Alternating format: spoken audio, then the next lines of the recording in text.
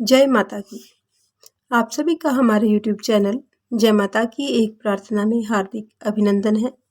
ऋग्वेद के अध्यायों की कड़ी में आज हम तीसरे अध्याय के 76वें सूक्त से हम अपनी आज की इस वीडियो को शुरू करेंगे। आज की वीडियो में हम सूक्त 76, 77, 78, 79 और 80 तक जानेंगे। सबसे पहले सूक्त नंबर 76। इसमें ऋषि वामदेव है, देवता इंद्र और छंद त्रिष्टुप है। इसका हिंदी में अनुवाद इस प्रकार से रहेगा। ऋषि कहते हैं कि हे इंद्रदेव, तुम अभिलाषाओं के प्रदान करने वाले और तेज से परिपूर्ण हो। तुम हमको आश्रय देने के लिए दूर हो तो भी आओ, निकट हो तो भी पधार कर हमारी सुरक्षा करो। तुम संग्राम स्थान में शत्रुओं का नाश करते हो। तुम वज्र धारण करने वाले हो। तुम प्राणियों के पालन करता एवं तेजस्वी मरुदगण से युक्त हो।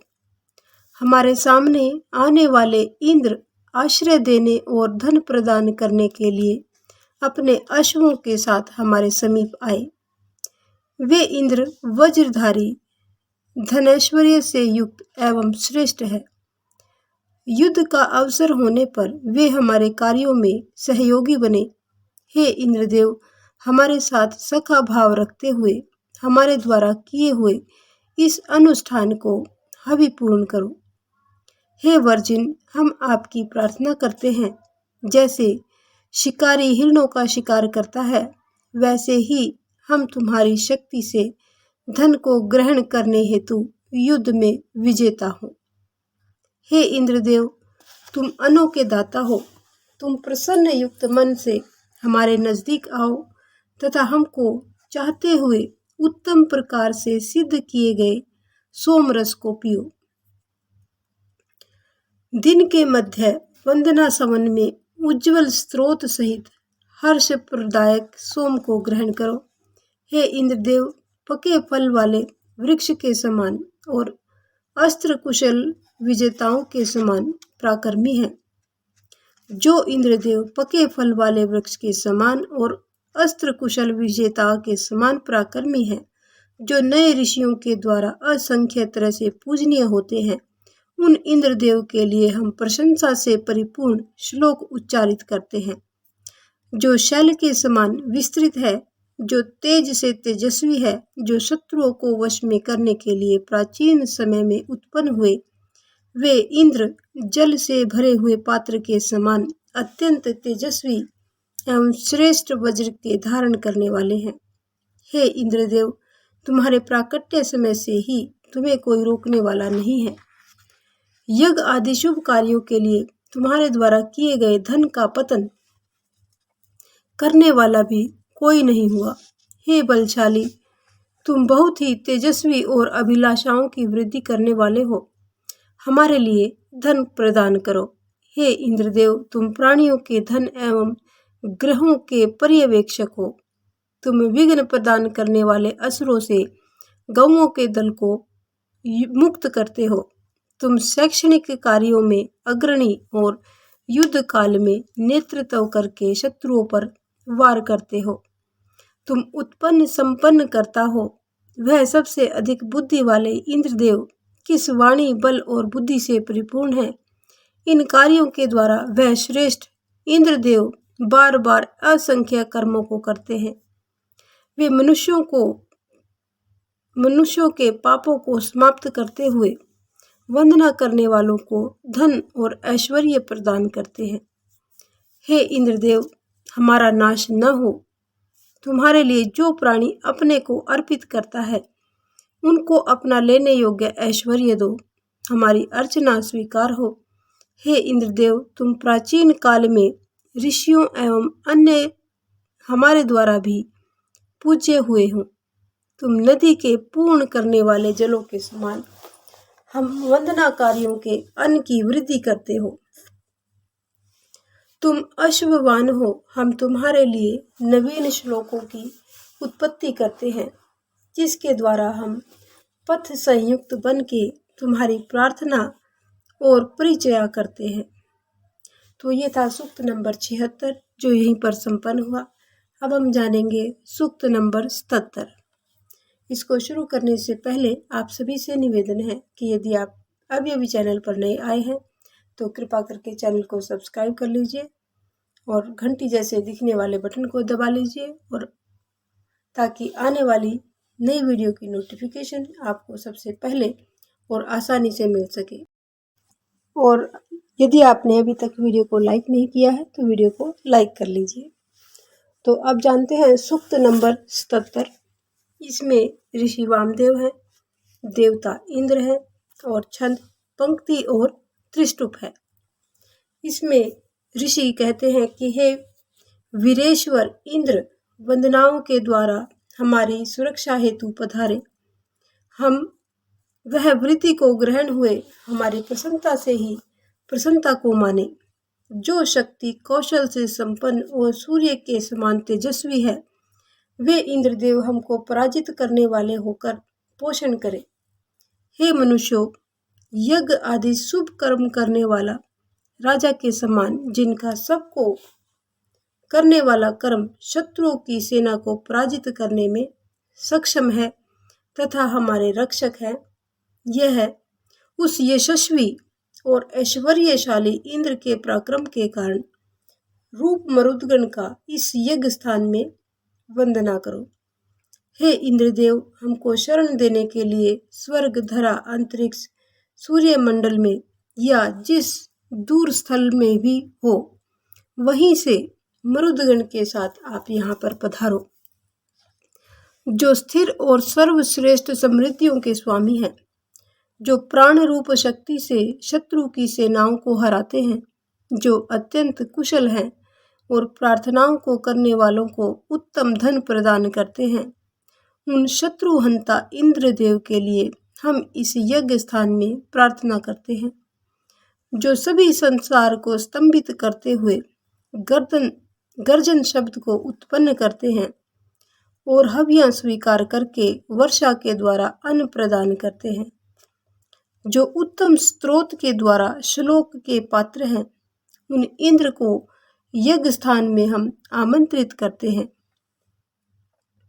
जब इंद्रदेव की प्रार्थना की इच्छा करने वाले के घर में निवास करते हैं, जब इंद्रदेव की प्रार्थना की इच्छा करने वाले के घर में निवास करते हुए प्रार्थना करने वाले इंद्रदेव के सामने श्लोक उपस्थित हों, तब वे इंद्रदेव प्रस्थान करें। वे युद्ध भूमि में हमारे सहायक हो। वे इंद्रदेव अत्यंत तेज वाले यजमानों के होता रूप हैं। प्रजापति के पुत्र, संसार का पालन पोषण करने वाले, इच्छाओं की वर्षा करने वाले, इंद्र का बल स्तोता यजमान का रक्षक है। वह शक्ति यजमानों का पालन करने के लिए शरीर के गुफा रूपी मन में प्रकट होती है। वह शक्ति यजमानों के घरों और कर्मों में व्याप्त होती हुई हर्ष और अभीष्ट प्राप्ति के लिए उत्पन्न होती हुई सदैव पोषण करती है। इंद्रदेव ने बादल के द्वार को खोल डाला, जल की चाल को युक्त किया। जब श्रेष्ठ कार्य वाले यजमान इंद्रदेव की हव्यां प्रदान करते हैं, तब वे गौ आदि धन की प्राप्ति करते हैं। हे इंद्रदेव, तुम्हारे दोनों हाथ कल्याणकारी हैं। हे इंद्रदेव, तुम्हारे उच्च पद की क्या स्थिति है? तुम हमको धन प्रदान करने हेतु हर्षित क्यों नहीं होते? सत्य से परिपूर्ण धनों के दाता, वित्र को मारने वाले इंद्र की यह स्तुति किए जाने पर वे यजमानों को प्रदान करते हैं। हे इंद्रदेव, तुम अनेकों के द्वारा पूजनीय हो। हमारी वंदना को श्रवण करके हमें धन प्रदान करो, जिससे हम दिव्य ऐश्वर्य का उपयोग कर सके। हे इंद्रदेव, तुम पूर्वकालीन ऋषियों के द्वारा वंदित हुए हो। अब हमारे द्वारा वंदनीय होकर जल के द्वारा नदी को पूर्ण करने वाले के तुल्य वंदना करने वालों के अन्न की वृद्धि करो। हे अश्ववान इंद्रदेव, हम तुम्हारे लिए नवीन श्लोकों को रचते हैं जिसके द्वारा हम श्रेष्ठ रथ से परिपूर्ण हुए, तुम्हारा पूजन और परिचय करते रहे। तो ये था 77वां सूक्त जो यहीं पर संपन्न हुआ। अब हम जानेंगे 78वें सूक्त को। 78वें सूक्त में ऋषि वामदेव गौतम है और देवता इंद्र और छंद त्रिष्टुप है। इस सूक्त को शुरू करने से पहले आप सभी से निवेदन है कि इस प्रकार की जो भी कोई धार्मिक कथा कहानियाँ आपको हमारे चैनल के माध्यम से जानने सुनने को मिलती हैं या किसी अन्य दूसरे चैनल के माध्यम से हमें सुनने को मिलती हैं, तो उनको ज़्यादा से ज़्यादा आगे शेयर करें ताकि सभी को इनका ज्ञान हो सके। क्योंकि जो लोग इन पुस्तकों को नहीं पढ़ सकते, खरीद सकते और पढ़ सकते, उनको हम इनका ज्ञान प्रदान कर सके। तो जानते हैं सूक्त नंबर 78। इसमें ऋषि कहते हैं कि हे महाबलिष्ठ इंद्रदेव, हमारा हव्य रूप अन्न भक्षण करते हैं। वे समृद्धिवान वज्र धारण करके बलशाली बनकर आते हैं। हवि रतन प्रार्थना सोम तथा श्लोकों को प्राप्त करते हैं। वे इंद्रदेव इच्छाओं की वृष्टि करने वाले हैं। वे विकराल कार्य वाले अग्रणी करने वाले बनकर पुरुषनी नदी को आश्रय देने के लिए पूर्ण करते हैं। उन इंद्र ने पुरुषनी नदी को मंत्रों के कर्म के लिए संपन्न किया, जो अत्यंत प्रकाशवान उत्तम दानी उत्पन्न होते ही अन्न और अत्यंत शक्तिशाली हो गए। वे इंद्र दोनों भुजाओं में वज्र उठाकर अपनी शक्ति से नभ और पृथ्वी को कंपा देते थे। उन श्रेष्ठ इंद्र के प्राकट्य पर सभी शैल, सभी समुद्र, नभ और धरती उनके डर से कंपित हो गए।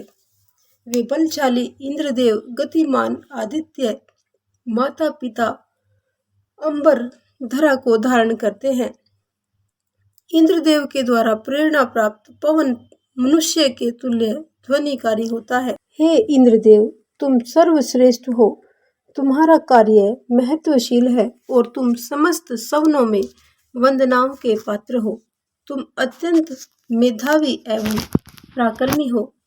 तुमने शक्ति पूर्वक अपने वज्र से अहि का पतन किया था और समस्त लोकों को धारण किया था। हे इंद्रदेव, तुम अत्यंत शक्तिशाली हो। तुम्हारे सभी कर्म भय से ओतप्रोत हैं। तुम अभिष्टों की वर्षा करने वाले हो। तुम्हारे डर से गौवें दूध की रक्षक हैं। नदियां तुम्हारे डर से प्रवाहित होती हैं। हे अश्ववान इंद्रदेव, जब तुमने वित्र के द्वारा रोकी गई इन नदियों को बहुत कालोपरांत प्रवाहमान के लिए छोड़ा, तभी उसी समय वे सुंदर नदियां तुम्हारी शरण के लिए प्रार्थना करती थी। हर्षोत्पादक सोम सिद्धस्त हुआ। वह गतिमान होकर तुम्हारे समीप आए।